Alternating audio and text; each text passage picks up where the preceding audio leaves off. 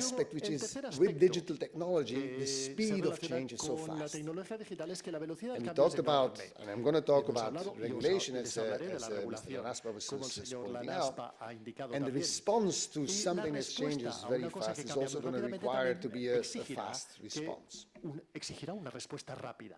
So when I think about technology, Cuando yo pienso I en think la of a tecnología, technology in a pienso en sense, la tecnología en un as sentido if this is the movie of the economy. And by the way, technology is much broader than what I'm going to talk about today. I'm an economist. I'm going to talk about the economic aspects. There's many other aspects about technology, ethical aspects. There's technological aspects about it. But in the movie of the economy, technology is both the hero and the villain, the good guy and the bad guy. Why? Because Technology is the hero. Technological change, fast technological change, basically gives us all these things that we were talking about earlier. It makes our lives so much easier, better, higher quality. There's so many better things. You know, if I have cancer now compared to cancer 40 years ago, my survival probabilities are much higher today because of technology, because of digital technology. But this technology is also a little bit of the villain because of these effects that we just talked about. This self-preferencing, this fact that you don't realize exactly what you're paying for, the fact that these firms are using the technology to keep competitors out, that they're using the technology to basically create barriers to entry to ensure that they are the only competitors, really a monopoly in that market. And what the monopolist does is, of course, extract rents from the customer. It doesn't sell at the price that a competitive firm So this is about what the EU's response to this in the context of this. And many people say the US innovates, Europe regulates. Estados Unidos innova y Europa regula. Es cierto. I mean, in a sense, Europe is the front runner in the regulation. I wouldn't say that Europe doesn't innovate. Europe also innovates. In fact, there's a company, a European company, that has a market capitalization, that is the value on the stock market of this company, is 330 billion euros. Meta, for example, at the end of 2020 was worth 550 billion. You would have thought, well, Meta is one of the big players. Then this European firm, who would it be? Anyone has an idea of who that 330 billion European company is, the most valued tech firm in Europe? Any ideas? ¿Tiene alguna idea de cuál puede ser? Spotify? No, it's not Spotify. No es Spotify. A ver. No, it's not SAP. No, no es SAP. It's a firm Es una empresa from the Netherlands, de Holanda, very de los close to the Países border with Bajos, Belgium. muy cerca de la frontera de Bélgica. Estamos muy orgullosos. It's a firm, we call it the Belgian firm, but it's not. Que decimos que es belga, pero no It's lo a firm called es una empresa llamada ASML. ASML. Okay. ¿Vale? Advanced Semiconductor Manufacturing Es Lithography. una empresa que fabrica Okay. semiconductores. Why is it so valuable? ¿Por qué es tan valiosa? Well, this is a tech Pues bien, company porque se trata de una empresa that, tecnológica in the current que demand en la for demanda actual technology, the existente biggest por la demand is tecnología, for la mayor hardware demanda in es el terms of hardware, the bottleneck en of the términos, economy. So digamos, del if you want to now run de large potencia. language models Y si such as quieres grandes ChatGPT, you want modelos to lingüísticos teach them, como you el want to ChatGPT, train them. You need a lot of computing necesitas de power, and that mucha includes very potencia informática, fast que performing incluye chips. chips You've all heard of de NVIDIA, gran kind of the darling of the rendimiento. stock market at this Seguramente moment, habrán with visto the el vídeo, el graphic querido de processing units. actual, They've en been que able, from the han gaming podido, a partir world, del mundo del use that gaming, technology to utilizar make esa these tecnología fast para hacer chips. estos chips I'm tan sure you've rápidos. also heard from Seguramente han the oído hablar también Taiwanese de Taiwanese, semiconductor de los- manufacturing del company, which de is la empresa basically the fabricante world monopoly of taiwanesa que making tiene el standard chips. modelo, que tiene, digamos, All these el monopolies are monopolio making de chips, fabricación but de there's chips. only Todos one estos firm in the monopolios hacen world chips, that pero hay makes una única machines that makes chips, empresa and en these el are mundo these que hace guys. máquinas que hacen ASML. chips, y son estos, ASML. One of que these hacen las machines, máquinas they que ship them fabrican los chips, in y las 3 fabrican pieces, en 3 tres large bases. airplanes, Tres okay, and then grandes they assemble them at aviones, the por así location decirlo, y of luego the firm that is actually printing these chips, because it's a printing technique. Digamos, es una It técnica was a de firm impresión. that was Es una empresa, spun off from es un Philips. spin-off de So Philips is kind of the light bulb company, if Philips you es want. la empresa de las bombillas, por They así also have a decirlo. football team, so También tiene un PSV, equipo de if you want. fútbol, ¿eh? And so PSV. Philips Y in Philips, 1984 en el had año a team, 1984, tuvo un equipo, if you want, a por startup así team that llamarlo, came up un with equipo de ideas startup to le develop proporcionaba new ideas para technology. In fact, desarrollar they nuevas used quite a bit of the tecnologías. De hecho, technology from utilizaban gran parte even de las Belgian companies like tecnologías de EMAC otras that develop empresas belgas chips, como but they EMAC, que came up desarrollaban with a chips. new way Pero of ellos producing desarrollaron una nueva these manera de chips for producir estos high-performing chips. para chips de alto rendimiento. Philips sold it, spun it off. Okay, now this vendió company is spin-off. worth Ahora esta empresa more than vale 100 times the más value of de Philips.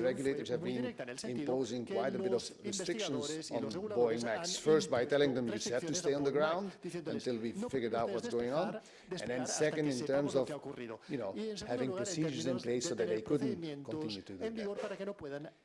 There's some people in the Chicago School of Economics who argue, we shouldn't have regulation because the market's going to take care of it. I prefer that the regulator does it than the market, because I don't want to be the person to sit there once this thing comes out. And I think it's very similar if you think about how markets work. If you think about how markets work in a way that provides some kind of, invisible hand, but when they work.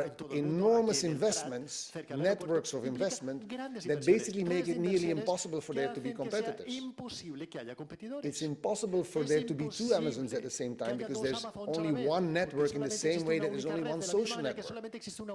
And so what happens with an Amazon is that you lower the cost, you make it efficient, but you don't pass so much as your decreasing cost on to your customers as you could, or as you would if the market was competitive.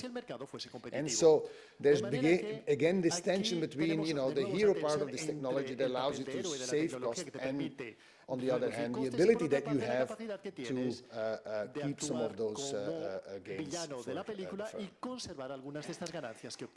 In addition to the digital technology, there's a lot of physical technology associated with it. I gave the example of the production of chips. It's really like, a supply chain, the digital supply chain of the production of chips is an hourglass. There's a few moments where there's or a few instances where there is just, one monopolist producing the machines that make chips, and there's a monopolist who makes the chips, NVIDIA. And so that creates these kind of increases in prices for the final product. This happens, and is known for a long time in many other sectors. If you look at the market for milk or the market for chocolate, farmers, many of them very competitive. Distribution, very competitive. In the middle you have Nestlé. And so they manage kind of to control the kind of supply towards bringing this to the customer, because there's a distribution network. With the physical part of the technology, through the demand for computing power, this supply chain has become a very narrow hourglass. Competitive at some point, competitive maybe at another point, but in the middle, a very narrow supply chain that creates these monopolies. Part of it is just driven by power. People say AI is a technology that's openly available. It's published in scientific journals, so the software is there. It's not so hard to actually train a large language model. It's just expensive because you need enormous amount of computing power and therefore electric power. Not only do you need electric power, you need basically kind of, or you lock in people when you have cloud computing, you lock in people because the amount of processing data is so large that there is basically not a lack of access to the technology, there's a lack of access to the investment. Universities used to be players in the market for fast computing. We have Mare Nostrum here in Barcelona. Mare Nostrum, with all my respect, but it's tiny compared to what Azure from Microsoft or what AWS, Amazon Web Services does.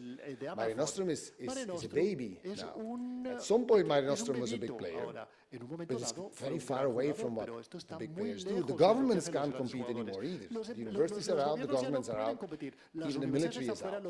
Okay, the military can't compete with what these largest players do. And one of the issues that we see everywhere is enormous scale economies. On the photo there that I have of the Starry Night, this is Starlink, Elon Musk's kind of 4,200, I think it is, satellites that he sent into orbit to have 5G from any point on Earth.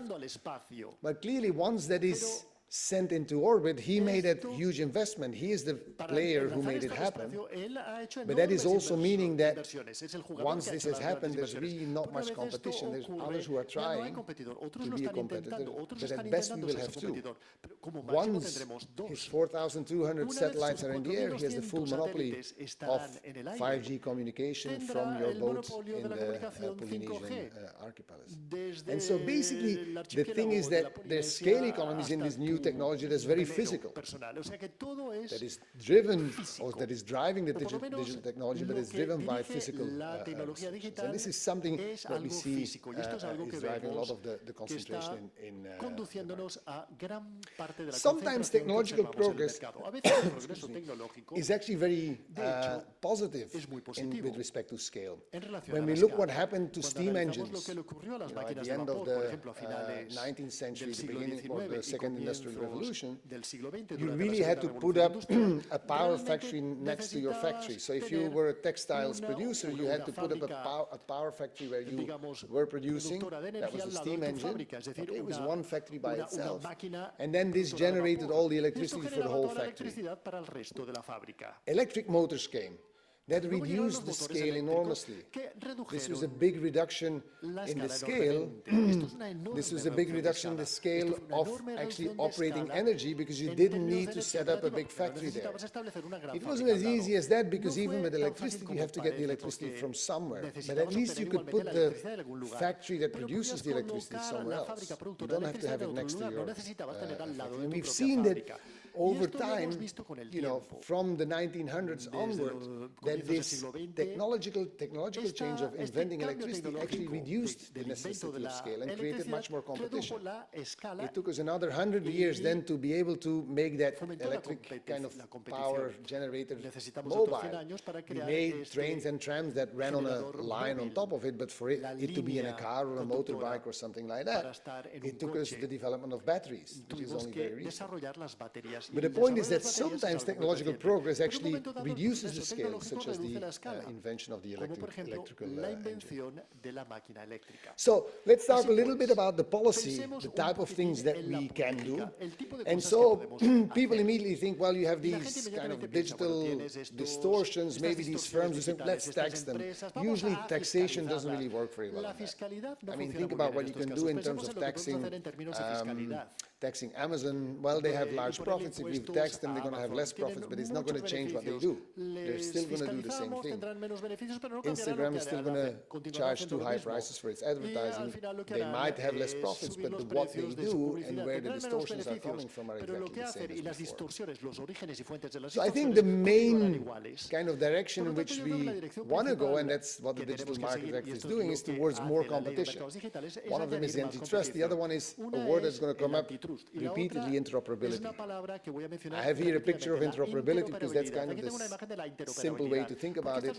Now I can charge my phone because of a law again, it's a European law that says it should be the same charges for everyone because then they can basically make you pay for many different charges which are sold at a very high price. The interoperability is saying let's just stop that game of changing the charger socket each time so that you have to pay for a new one. And interoperability is it should be operational inter other devices. Okay? It should be operational across devices. And the second kind of big thing that's going to be part of the Digital Markets Act is that digital firms are going to be treated like utilities. Okay, I'm going to come back. And the final thing I'm going to say is something about resources. So, let me say it, this is Belgium, le capitalisme est mort, vive le capitalisme. It means basically that, something's going wrong, but let's try and revive capitalism. The invisible hand may not always be working, but let's make it somewhere visible that it can work again. That's really the idea, and that's, by the way, a very kind of fundamental central thought in the Digital Markets Act. It's about making competition work again. It's about making these markets more competitive, okay? More capitalistic in a sense that, or in the sense that Adam Smith was thinking about that. Sometimes the indivisible hand doesn't work.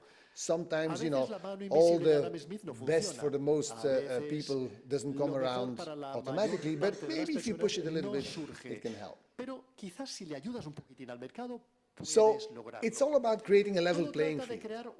If you think about some of these firms that we've seen, many of these firms, what they're doing is they're trying to distort the competition.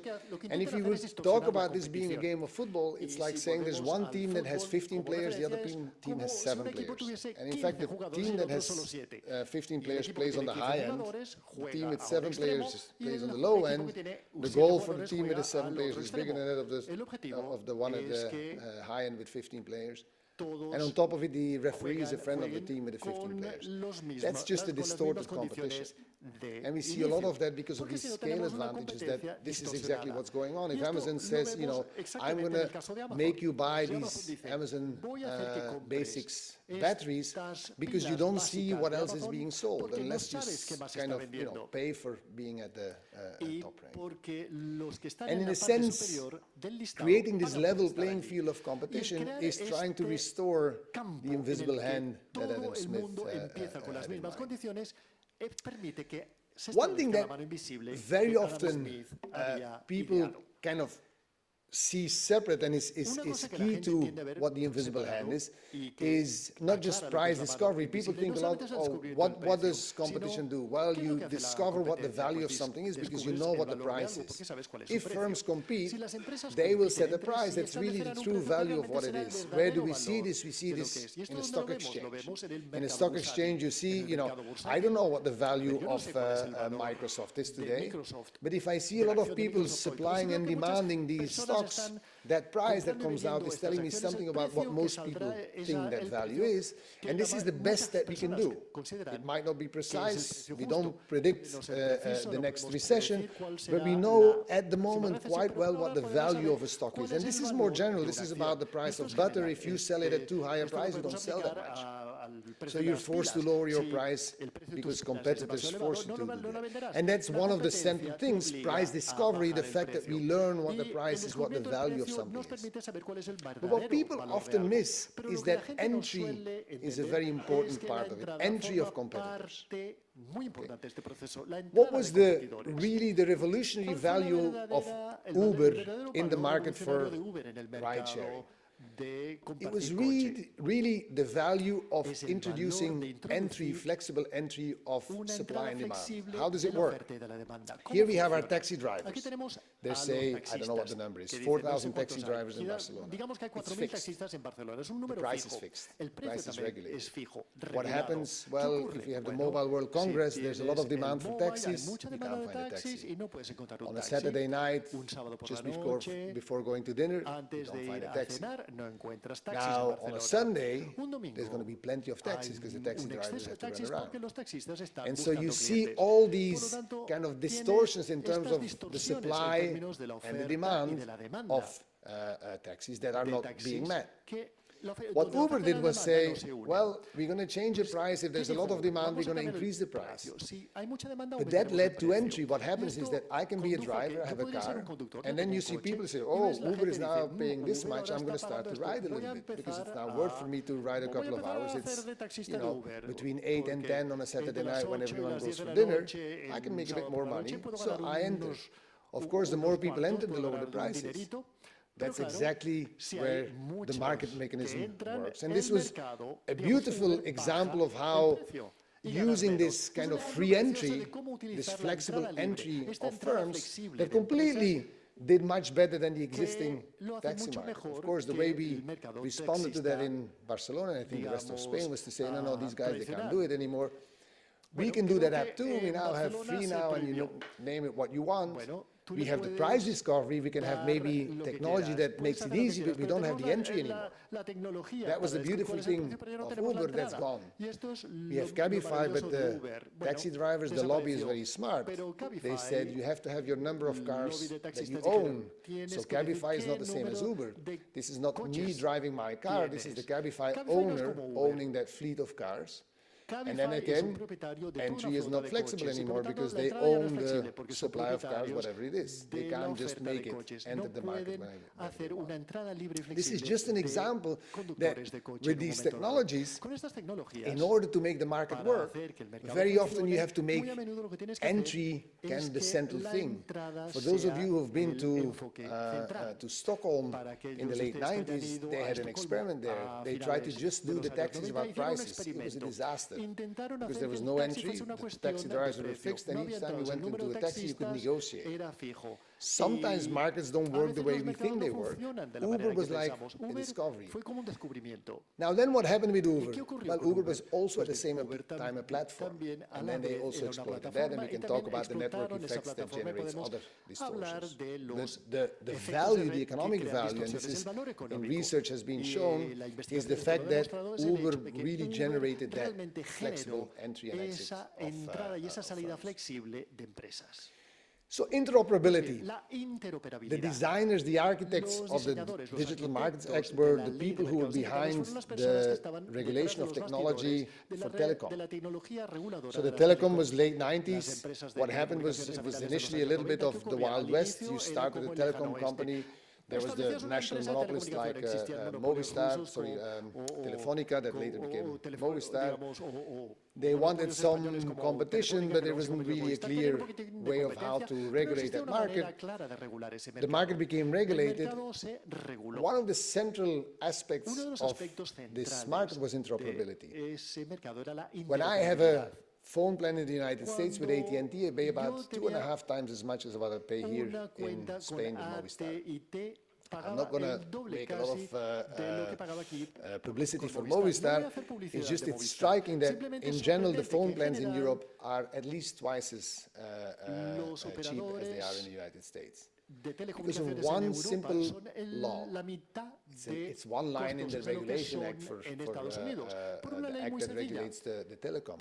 And what is that simple rule? It says that if you have a network of these antennas, then you are forced by this regulation to set your antennas open to competitors. So if you're, say, Telefónica, and we have the Council of Poland here, there's a Polish operator and says, I want to compete in Spain, they can do that. They can go send one of these guys on the towers from Telefónica and they can install their receptors. They don't have to have that whole network of these masts that are very expensive to build. They're subject to very strong regulations about where you can have it, but you can just put the receptor on there. That creates a very low barrier to entry. What that means is that now Telefónica says, oh no, the Polish guys are there, okay, they're going to compete for my clients, and the Polish company is going to lower the price. So the only thing that Telefónica could do is lower their price too. This simple rule of interoperability does not exist in the United States. That's why there's only 3 firms in the United States, and in Europe there's around 100 to 150 phone operators. True, they're now also trying to, through mergers and acquisitions, kind of create more powerful positions, but there's many more operators and there's much more price competition simply because of that interoperability. What is interoperability? It's separating the network from the operator. We see that also if you go to Madrid by the fast train. Until recently, there was only one operator, which was Renfe. Now we have Ouigo, we have the Italians, we have basically competitors that are competing on the network. The network is separated from the operation. So this creates a form of competition because if the network is kind of linked to the operator, then you have a natural monopoly, because we don't want to build 2 fast train networks between Madrid and Barcelona. It cost Madrid a long time to give it to Barcelona, so imagine 2. So basically the best way is to have one, and then on that network have competition. And that's exactly what interoperability does. Once you have heard from interoperability, it's impossible to unsee. Here's another example. What's the difference between freight transportation and long-haul freight trucking? So road or rail? Well, freight trains are typically very monopolistic market. In Europe, they're still typically the networks owned very often by state-owned companies, very non-flexible local monopolies. In the United States, it's private companies, extremely expensive to ship over rails, because these rail lines are basically privately owned. Why is trucking very often used by pro-competitive scholars? The example, trucking is the most competitive industry. I mean, the largest trucking company might have 100 or 1,000 trucks, but compared to the amount of trucks that are driving around, this is really a very competitive market. You can even have a trucking company with 5 trucks, okay, and you'd still be able to compete and to operate in that market. So why is trucking over the road, highways, so much more competitive than the railways? You say, well, this is the issue of the network. The network that the railways have is owned by this one company, and they are basically the monopoly, so the operation is tied to the network.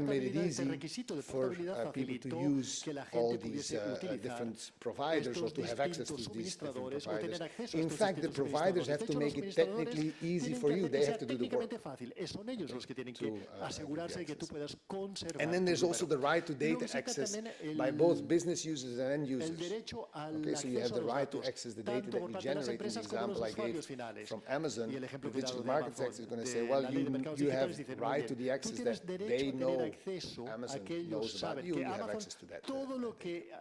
That's in a nutshell what the kind of the legal issues is. There's something very new in what we're going to call competition policy. One is now what we're doing is very different from what's being done until the digital market sector. This is still going to exist. What's done now is what we call ex post enforcement. We have a wonderfully successful Belgian firm called AB InBev. It's the beer brewers of all the Belgian beers that you probably know. What they did from the 1980s until now was have new mergers, and they bought another firm, and they bought another firm, became bigger and bigger. So they grew, not what we call through organic growth, that is, you build new factories, they just bought other factories. The merger review says, okay, let's take a look at, does this create a dominant position? And so sometimes when you have a merger review, for example, the Siemens-Alstom attempt of merger about 4 years ago was blocked because it was considered that was going to create too much market power in the construction of mainly trains and things like that. And so this merger review is something that you try and do a merger and then ex post they say, let's see whether you're allowed to do this. What the Digital Markets Act does is actually doing it much earlier. It's what we call ex ante regulation, not ex post enforcement. So we're going to say ex ante, these are a set of principles by which you have to abide. And they're going to treat effectively the firms, these gatekeepers, these platforms, they're going to treat them just like utilities. What is a utility? Water, electricity, transportation, telecom. These are sectors that are highly regulated, that are regulated by the fact that there's a set of rules. Electricity provision, by definition, is a natural monopoly. If you have a kind of a power plant in a certain location, it's very costly to transport electricity over large distances. So it doesn't make sense to have, competition in power plants in the same way that it doesn't make sense to have competition in railway lines next to each other. So energy, therefore, is regulated. We have a regulated market of how it's priced. There's competition, by the way. There's an invisible hand, but it's done through a set of rules. You can't just exploit your market power, your dominant position, which we saw, by the way, in Texas. I don't know whether you remember that. About 2 years ago, they had a snowstorm, and Texas, true to its values, had a very competitive market in the utilities for electricity. What happened there was that at some point, 1 kilowatt was worth $2,000. Okay, so there's basically just a spike in prices because there was no supply. The installations had collapsed, and so they had this huge kind of disequilibrium in the price, but there was no regulation. And this created all kinds of distortions because this is by itself not a competitive market. You have to make it competitive such that there is competition on it. We talked about transportation and telecom. One thing about the digital market sector is that there is no judges who are going to sit there and say, okay, let me now think you did this merger, let me see whether it is good or bad. That's still going to exist, as I said, but now they're going to say, you are a player, maybe you are a competitor of, say, Amazon, or you're a competitor of Google or Apple. You can go to a judge now and you can say, hold on, this firm isn't kind of satisfying the interoperability requirements, or they have self-preferencing. So you don't really need the same type of government that says, let me just check is a merger good or bad. You allow the players themselves to go through it. In a sense, it looks very much like it's taking the judicial power not out of it, but the judicialization out of it. It's a kind of a form of de-judicializing because there's a lot of kind of arbitraging and negotiating going on in order to make sure that they abide by the rules rather than say, I'm going to do this and then you check me ex post and we go to the judge. So there's much less of a judicial component to that. There's also what I'm calling a de-expertization of the procedures. What does that mean? Well, the way it works now with this ex-post enforcement, kind of the traditional view of competition policy, the way that works is that you bring in experts. It could be an engineer, it could be a physicist, it could be an economist if it's about the market, it could be any type of kind of experts on any given topic. But of course, this is a very costly procedure. Moreover, the firms use this procedure as a way to, to stall and to delay some of these actions. For example, Apple was on the kind of in a case for once for iPad, once for the iPhone. And they basically had to repeat the whole procedure of arguing what the non-competitive aspects were from the operating system from iPad and iPhone. So this was just doubled up. They're the same operating system. I mean, there's small differences, but what you have with these kind of ex-post enforcement is that you basically have to invent the wheel multiple times. And ultimately, you get a lot of discussion with this ex-post enforcement about, you know, he said, she said. For example, they talk a lot about how big the market is, how many firms are in there.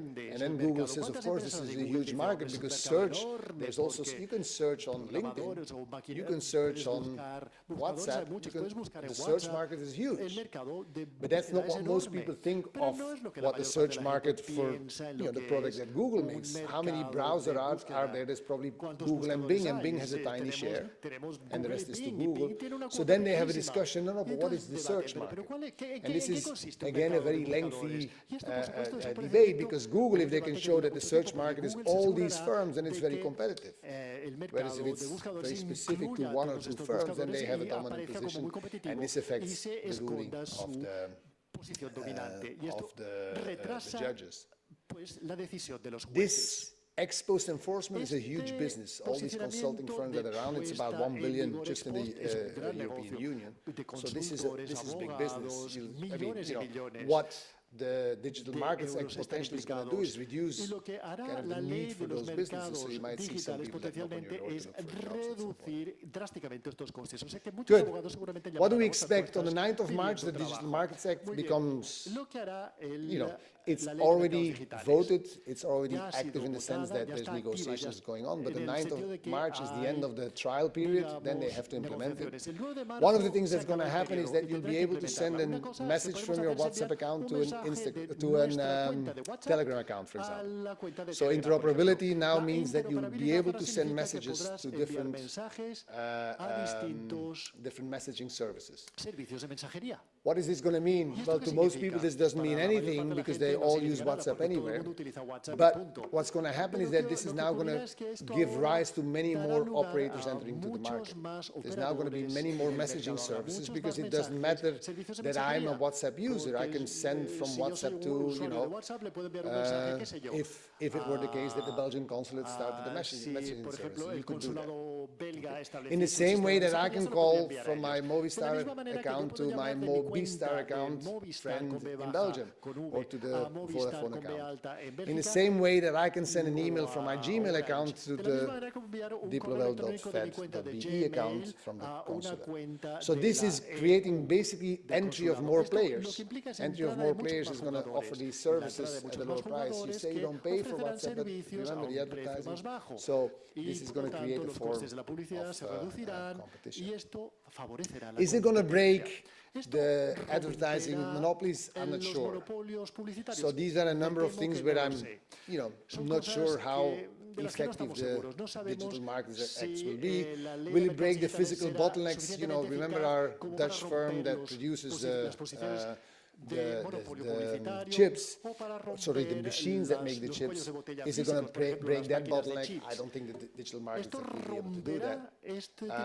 Will there be competition in cloud computing? Again, it's all about physical scale, access to power, access to enormous amount of computing resources. I don't think that the Digital Markets Act will be able to break those bottlenecks. esos cuellos de botella. Security is often used as an excuse. You might not know this, but I was kind of saying, you know, I can send an email from, say, my Gmail account to the account of the consulate. I think the consulate is an exception because they have high security, but for example, at my university, I have a upf.edu account, but it's actually Gmail. Why is it Gmail? Why did we go with Gmail? Well, UPF has been hacked badly recently, so they really had a good reason to someone that they trusted. But there's another reason. Gmail doesn't allow you to receive emails anymore from just your own little internet service providers. There's only really 3 providers anymore. It's Gmail, it's Outlook from Microsoft, and it's Yahoo. All the rest is being blocked. They argue security. They argue that there's all these bots that are being generated from these little servers, and we can't kind of distinguish between the ones that are true and the ones that are false. And so therefore, we only allow from Outlook and from Yahoo and from Gmail between each other. There's interoperability, but they argue that security is the reason why they can't honor interoperability. I'm not sure what's going to happen with that. I'm not sure whether this is going to, you know, introduce again the presence of email providers, internet service providers. Remember that until 5 years ago, university or company had their own kind of servers, and it's actually very easy to set up a server to send email. Okay. They were basically the internet service provider for your job. Today, probably your company, your employer is using one of these 3 providers. So we'll see what happens with that. And then finally, this is the digital market sector. There's other sectors where we have very similar issues. Are these going to be affected? Many of these sectors are also driven by technology. It's interesting to see, for example, a firm that's quite dominant in the textiles market, such as Inditex. Inditex is heavily using technology. They're using artificial intelligence to measure the preferences of their customers. They have a very sophisticated logistics system that's comparable to what Amazon does. So the question is this going to have also effects on the not-so-digital sectors who use digital technology to create these dominant positions? Overall, I think there's very good news. There's going to be changes that you don't see. In the same way that I don't want to know why the Boeing Max is safe, I just want it to be safe. I just want it to be competitive in this case. I don't need to know why it is. There's going to be a lot of things that are going to happen, you know, under the covers of this digital world that we don't know, but there's going to be, you know, entry of firms, there's going to be competition. There's certain things that we will see. One of the things that you will see is that now, if you go to the Apple App Store or Google Play, now I'm sure you're aware, or maybe you're not, whenever you download something that has a price that's not for free, you pay 30% to Apple or to Google. They cannot stop that, so they can charge it the same way. But now if you download it, they have to offer, do you want to download this directly from Spotify, or do you actually want to download it from the Apple Store? And so now you have the option to get it from somewhere else. And now Spotify probably going to say, if you get it from us, rather than me paying the 30% to Apple, I give you a discount. This is going to create competition. So you're going to have, if everything works well, there's going to be an option. Do you want to download it from the original provider? And they probably might even have to put the price on it. This is going to be all depending on how this is going to be implemented. You're also going to be able to see app stores that are not Apple or Google Play on your phone. That's going to be allowed. So if someone says, I make a deal with Spotify, instead of making Spotify pay 30% to be on my phone, I'm going to say I'll do it for 2%. Okay, and these new app stores are going to be able to compete with the Apple App Store and with Google Play. So you'll see a number of changes. As I said, most of the changes you won't see, but it should have an effect on the competitiveness of these markets. Good. Let me just say one last thing. In terms of resources, this is probably the sore point of the Digital Markets Act. It's like in part of the problem of the EU itself, or at least the Unión European Europea Commission, mismo, that de la Comisión Europea. the European Commission has such a bad reputation of having such a cost in terms of the bureaucracy. Of course, it's a lot smaller than the social security that we have, for example, for the whole of Spain. The whole European Commission is much smaller in terms of the number of employees, and so they don't have much of a budget. Just to give a comparison, if you look at the amount of money that's being spent on enforcement of low inflation, so the independent central bank that we have in Frankfurt or in the United States, the Federal Reserve Bank, that's roughly about 5 billion euros. For what? Well, there we get a gain of around 0.5% of GDP. That's what economists calculate, what the gain is from really running an inflation-free economy. Okay? Inflation-free, 2%, as you know. Sometimes we get bottlenecks in the war in Ukraine and inflation shoots up. But look, the central banks did a good job. Within 2 years, they got the inflation down. So with 5 billion, you implement that policy and you gain on roughly about 0.5% of GDP from not having the inflation that Argentina has. If you look at competition policy receives about 1/10 of this, okay, about 500 million. Now, most estimates of the cost of the excess of dominance, the lack of competition, is around 8% of GDP. So we get 1/10 of something that's 8 times bigger. Sorry, 16 times bigger than what control or effective monetary policy does. So it seems that there's really not enough resources to implement this. And the digital market sector is no different in that. Everything that the politicians say is it's not going to cost more. But of course, they now will need more coders, they will need AI specialists, they will need specialist engineers to be able to evaluate certain aspects of the technical side of it. And that might be a weakness of the digital market sector. Good. I'm going to skip this because I'm out of time. This too, I mean, Girona and common ownership, just quickly, there's one issue that the digital market sector hasn't got anything to say. It's a financial thing. You might have heard that if Girona were to play Champions League, they might be banned because they're owned by Manchester City, so you can't have two teams that are owned by the same owner to play in the same competition. Okay. They'll find a way out. It happened to Red Bull Salzburg and Red Bull Leipzig. They found a way out by changing the ownership structure, so they will find a way. But you can see that it adulterates the competition. You can see that it kind of changes the competition in some way, right? Because we know that in Formula 1, the two drivers, they kind of do it in a way they hear that they have to do it one way or the other, not in the most competitive way. And so you can see that this has an effect on the competition. I sometimes wonder, if this is so worrisome, why don't we see Florentino do this? Why doesn't he own more teams to just adulterate the competition? I guess for him it's cheaper to just own the VAR. No, that's going to work much better. Good, that's on common ownership. This happens with firms too. There's a lot of evidence that if you have one firm, say BlackRock, which is a financial firm, that owns two firms that compete. For example, they own Delta and United in the United States. Prices on flights on these routes where they compete are much higher than if there's no such common ownership. Common ownership is one source of creating lack of competition. Even it looks like I have two choices. These days, the retail of cars, especially in the United States, to some extent in Europe. So if I go to a car dealer, say I want to buy, a nice car, I want to buy a BMW, and I say, I don't like the price, it's a bit too high. Let me take a look at what Audi offers. I go to Audi, they say, well, same thing. Can I bargain? No bargain. Turns out that the owner of these two dealerships is the same person. Okay, so this common ownership is kind of another way to stifle competition. It's not just in the Good. I'm going to skip this because I don't want to hold you up. This is my last slide. I just want to say one thing about this.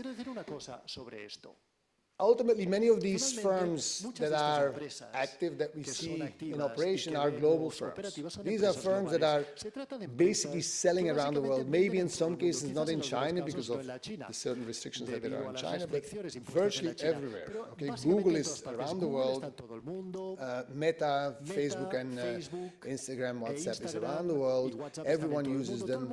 Apple is produced and sold and used around the world. These are all global companies. Now, people mundiales. ask, Pues bien, is la this gente se something pregunta, about, ¿hay algo the US? Do we relativo not a los have this Estados in Unidos? Europe? Esto no lo tenemos en Ultimately, Europa. what matters is Finalmente, not lo where que the es postal importante address is of the no es company. cuál es la dirección postal What de la matters empresa. is Lo que es where importante es the customer is. dónde That's se the encuentra el only thing that cliente. matters. Esto es lo único And the que es Digital importante. Markets Act is actually Y la ley de about mercados that. digitales trata Whether sobre esto you're también. using Apple or Google Que estés or utilizando Apple, Google, Booking.com, which is a Booking.com, Dutch company, que es una empresa it holandesa, doesn't por cierto, matter. no tiene Okay? importancia It alguna. matters where Lo the importante customer es is, not where dónde their se encuentra address el is. cliente. And there's plenty of examples of these firms that, are Booking, by the way, is now mainly active financially in the United States because they have access to financing there much better than the access that they have in Europe. So it doesn't really matter if they change their postal address. What matters is where the customer is. By the way, people say America is different. In Alabama, there's no tax. Even in California, except for the Bay Area, there's a lot of parts of California where there's no tax. So ultimately, even more granularly, the closer you get, this idea that tax is from a certain country or even area or even city is by itself also not very kind of informative. What matters is really where the customer is. We see more globalization going on at the level of these products. People talk we have to stop that globalization. I think I would like to argue we need more globalization, not less. More in the sense that we need institutions that can attack or at least address these problems that arise because of these dominant firms. So maybe instead of thinking we should stop this globalization business, maybe what we would like to do is to have more globalization at the level of a DMA, at the level of making sure that the invisible hand works globally, making sure that there is competition between these firms at the global level. We're very far from that. The DMA is exceptional in the sense that it's well about 400 million people, okay, but at a global level, Europe is still a small player relative to the rest of the world. And so, in a sense, this is one step. It's remarkable, I think, as an outcome, and the potential is high. There is something very positive about this, and it may well be, there's a risk. And I talked to the lawyers who designed the DMA, and they said, well, one of the things that we were worried about is that maybe Apple says we stop operating in Europe. If you impose those laws, we're not interested. The market is, for them, still big enough. But similar things have happened in the United States as well. California is more restrictive in their regulation on digital products. And so what tends to happen is that if California imposes a stricter piece of legislation, the companies say, okay, if we have to do it in California for 60 million people, we're going to do it for the rest of the US. We're not going to make two kind of versions of it because this is going to be much more complicated. And so this had the effect of kind of, contagious effect, if you want, of this regulation towards the rest of the world. And many people anticipate that this is going to happen. So if WhatsApp opens up to Telegram and all the other messaging providers, what's the likely thing is going to happen is that you're going to also be able to do that in the United States, even though the Digital Markets Act doesn't apply in the United States. But otherwise, for them to make it separate, for the same device, I go to the United States and then they have to see my IP address and they have to decide that I can or cannot message to someone from Instagram, from WhatsApp, to Telegram from WhatsApp, will be probably more complicated. I'm going to leave it here. Thank you very much for your attention.